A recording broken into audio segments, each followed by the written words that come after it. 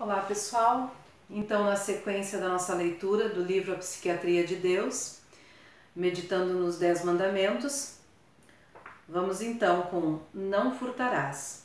O oitavo mandamento divino para a vida, não furtarás, é o alicerce de nosso sistema econômico, pois reconhece o direito de cada um direito dado por Deus de trabalhar, ganhar e possuir. Tirar de alguém um valor que é seu por direito é contrário aos padrões de Deus.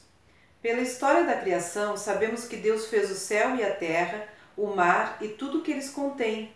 Depois ele criou o homem e deu-lhe domínio sobre tudo. Está lá em Gênesis 1:26. Na realidade, ninguém possui nada, tudo pertence a Deus. Mas enquanto o homem estiver na terra, ele tem o direito de posse. Negar esse direito a qualquer pessoa implica numa violação dos próprios fundamentos da criação. Desde os primórdios da civilização, a humanidade tem experimentado diversos sistemas econômicos, mas só existe um que realmente dá certo: a livre empresa levada a efeito por homens tementes a Deus. Alguém já disse que os primeiros cristãos tentaram organizar uma forma de propriedade coletiva, mas temos que lembrar que a experiência fracassou e eles a abandonaram.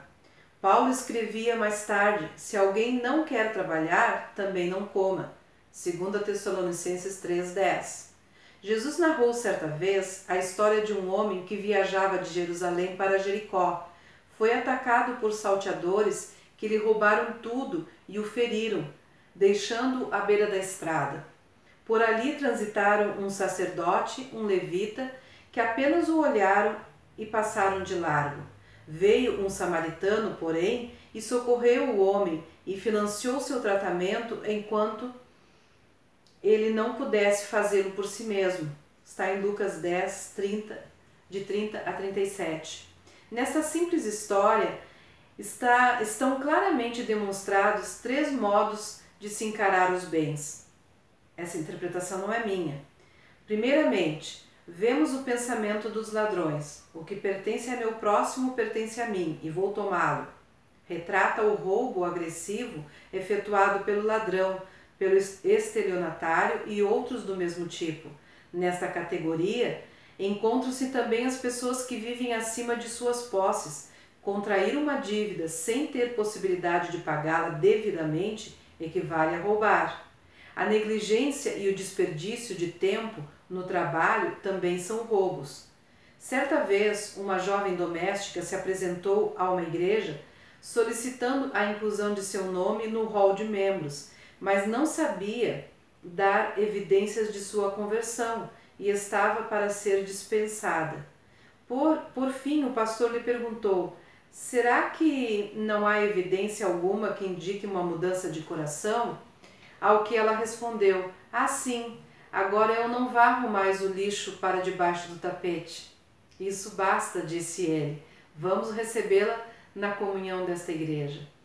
Outra coisa que pode ser roubada é a nossa riqueza interior. O homem não vive só de pão.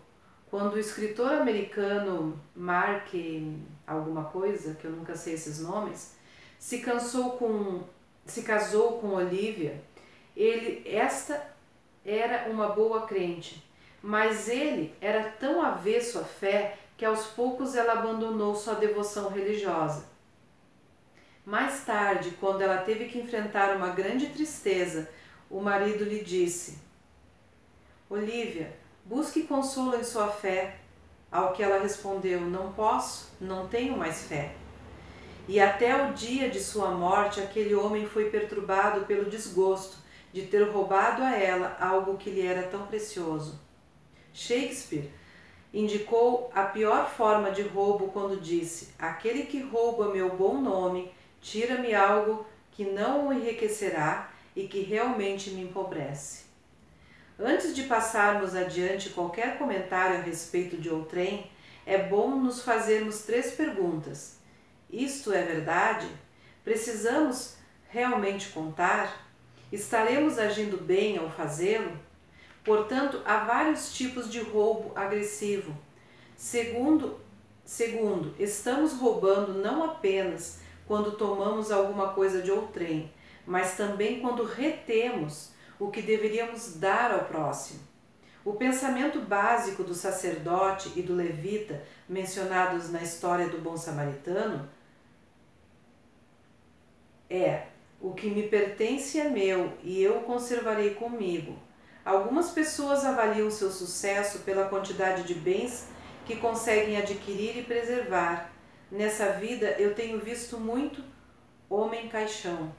Em sua existência só cabe ele e mais ninguém. Jesus falou a respeito de um homem assim. Ele prosperou bastante, acumulou mais riquezas do que precisava. Que fez então?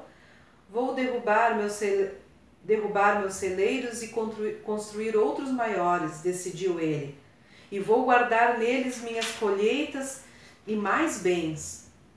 Economizar é uma virtude, mas uma virtude um tanto perigosa. Cada moeda que ganhamos traz consigo um dever correspondente. Este homem estava tão dominado pela ambição que não enxergou sua oportunidade e deveres. E por causa disso ele perdeu a alma. Isso está lá em Lucas 12, de 16 a 21. O profeta Malaquias levantou uma questão muito importante. Roubará o homem a Deus? E ele mesmo responde dizendo que nós o roubamos em dízimos e ofertas. Malaquias 3:8. Há uma lei de Deus muito clara que determina que devolvamos 10% de tudo que ele nos permite possuir.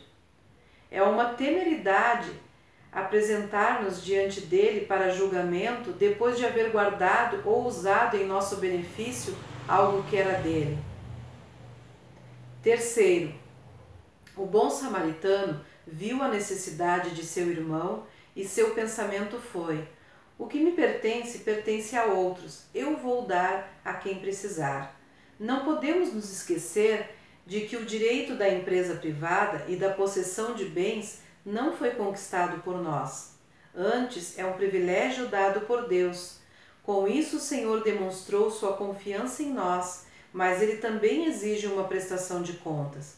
Nossas habilidades, talentos, oportunidades e recursos naturais não são realmente nossos. São investimentos de Deus em nós. E como qualquer investidor, ele aguarda seus dividendos. Suponhamos que eu deposite certa quantia em dinheiro numa companhia de investimentos e os dirigentes da mesma utilizem todo o lucro em seus próprios interesses. Isso seria um roubo. Da mesma forma, Deus pode ser defraudado por nós.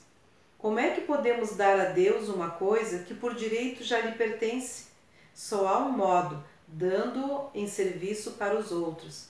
Então, o verdadeiro significado de não furtarás é a consagração total, tanto de nossos recursos materiais, quanto de nossa vida a Ele. Um dramaturgo certa vez disse: um homem nobre é aquele que dá a vida mais do que recebe dela. Certa vez, Jesus foi à casa de um homem chamado Zaqueu. Minutos depois de haver entrado ali, Zaqueu declarou: Senhor, resolvo dar aos pobres a metade dos meus bens, e se em alguma coisa tenho defraudado alguém, restituo 4 vezes mais. Após o que Jesus lhe disse, o que Jesus lhe disse? Hoje houve salvação nessa casa, pois que também este é filho de Abraão. O roubo exige restituição. Ninguém pode ter Cristo ao mesmo tempo que aufere lucros desonestos. Tem que haver uma opção por um dos dois. Na maioria das vezes, esta decisão é muito difícil de ser tomada. Uma coisa que pode nos ajudar muito nesta escolha é aquele verso das Escrituras que diz: que aproveita o homem ganhar o mundo inteiro e perder a sua alma. Marcos 8, 36. Então esta foi mais uma meditação. Um abraço, pessoal, fiquem com Deus, continuem, persistam. É um tempo difícil, esse tempo de quarentena, mas o Senhor está conosco. Amém?